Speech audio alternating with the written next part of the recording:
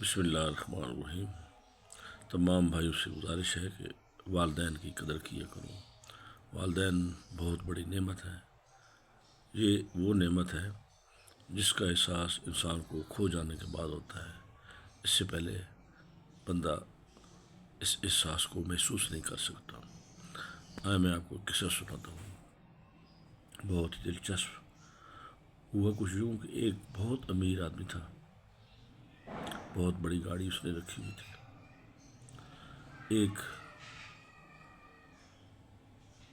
پاگل خانے کے سامنے سے گزر رہا تھا۔ جو ہی اس کے گیٹ کے سامنے پہنچا تو اس کا ٹائر پنچر ہو گیا۔ رات کا ٹائم تھا اور دور دور تک پنچر کی کوئی دکان اس کے ذہن میں نہیں تھی۔ اس نے کہا کہ یہ کام تو پنچر تو لگوانا ہی پڑے گا، اس کے علاوہ تو چارہ نہیں ہے۔ اس نے ٹائر کھولا اور پنچر لگوانے کے لیے ایک دکان پر چلا گیا۔ وہاں سے اس نے پنچر لگوایا اور جب واپس آیا اپنی گاڑی کے پاس تو کیا دیکھتا ہے کہ اس کے چاروں قابلے وہ مسنگ ہیں، وہ وہاں موجود نہیں ہیں۔ بڑا پریشان ہوا کہ ٹائر تو میں لے آیا ہوں لیکن اب لگاؤں گا کیسے، قابلے تو کوئی لے گیا ہے۔ بہت سوچتا رہا لیکن اس کے ذہن میں کوئی خاص تدبیر نہیں آ رہی تھی۔ تو گیٹ کے سامنے ایک بابا بیٹھا ہوا تھا۔ اس نے کہا چلو بابے کے پاس جاتے ہیں، شاید اس نے کوئی کسی بندے کو دیکھا ہو یا کوئی حل موجود ہو تاکہ یہ میری پریشانی ختم ہو جائے۔ چنانچہ وہ بابا جی کے پاس گیا اور سلام کیا۔ بابا جی نے پوچھا بیٹا کیوں پریشان ہو؟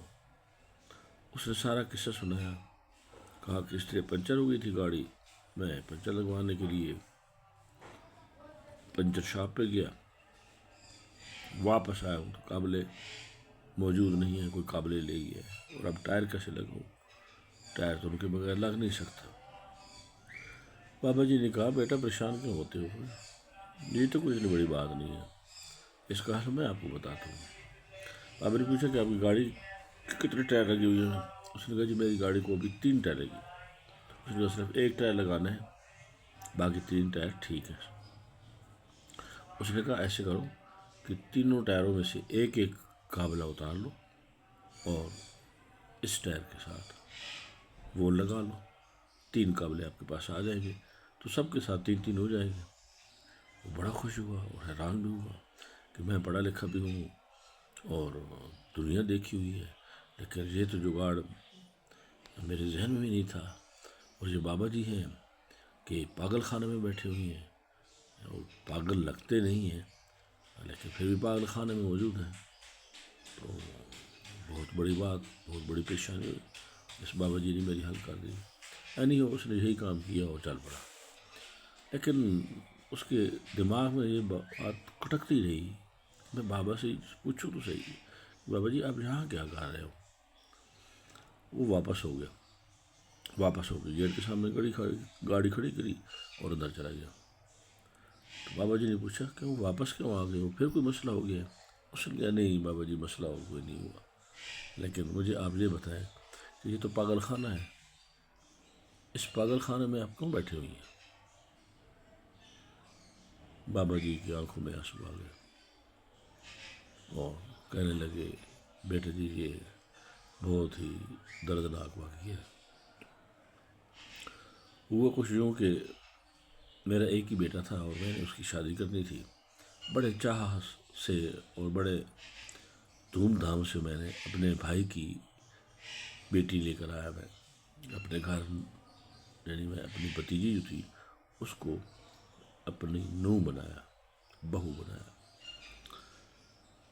تو اس بہو کی نیچر کچھ ایسی تھی کہ وہ میرے ساتھ رہنا نہیں چاہتی تھی۔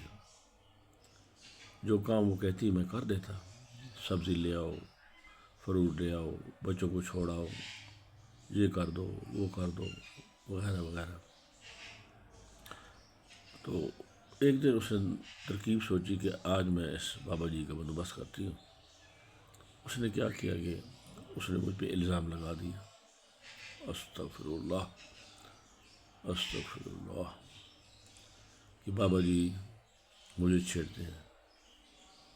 جو ہی اس کا خاوند کھا رہا ہے تو اس نے اپنی گھڑی ہوئی کہانی، من گڑت کہانی ساری خاوند کو سنائی. خاوند نے نہ آؤ دیکھا اور نہ تاؤ، اور اپنے والد صاحب کو 2-3 تھپڑ سیکھا دیے، اور اس کے بعد اس نے گاڑی میں بٹھایا اور مجھے پاگل خانے میں چھوڑا ہے. میں پاگل خانے تو آ گیا ہوں، لیکن مجھے آج تک اس بات کی سمجھ نہیں آئی کہ ایسا کیا ہوا ہے. کتنا بڑا الزام مجھ پہ اس بچی نے لگا دیا جو کہ میری اپنی بھتیجی تھی، اور وہ اپنی بیٹیوں کی جگہ ہوتی ہے، اور اس کو کرتے ہوئے شرم بھی نہیں آئی. تو یہ سارا قصہ ہے بیٹا جی کہ میں اس بچے نے اپنے بچے نے مجھے پاگل خانے میں چھوڑ دیا ہے، اور اس دن سے میں یہاں پاگل خانے میں موجود ہوں. گھر تو مجھ سے چھوٹ گیا ہے، لیکن اب میں کسی کو منہ دکھانے کے قابل ہی نہیں رہا. میں خود ہی نہیں چاہتا کہ اب پاگل خانے سے کہیں باہر جاؤں، کہ دنیا کو اور رشتہ داروں کو کس منہ سے اپنا چہرہ دکھاؤں گا، میں ان کو کیسے فیس کروں گا. ظلم کی انتہا ہے. تو بھائیو یہ ظلم کی انتہا ہے. خدا را اس قسم کی اگر سچویشن پیدا ہو جائے تو اللہ پہ توکل کریں، اللہ پہ اعتماد کریں، اور اپنے ماں باپ کو کبھی بھی غلط نہ سمجھیں. ماں باپ ایسے نہیں ہو سکتے. حسن ظن رکھیں اور بات کی تہ تک پہنچے، اور اس کے بعد جو فیصلہ کرنا ہو وہ کریں.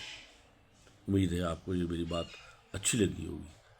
اچھی لگی ہے تو اس کو لائک بھی کریں، سبسکرائب بھی کریں، اور سب دوستوں کو تک پہنچائیں، تاکہ کہیں غلط فہمی کے نتیجے میں وہ اپنے والدین سے محروم نہ ہو جائیں. اللہ حافظ.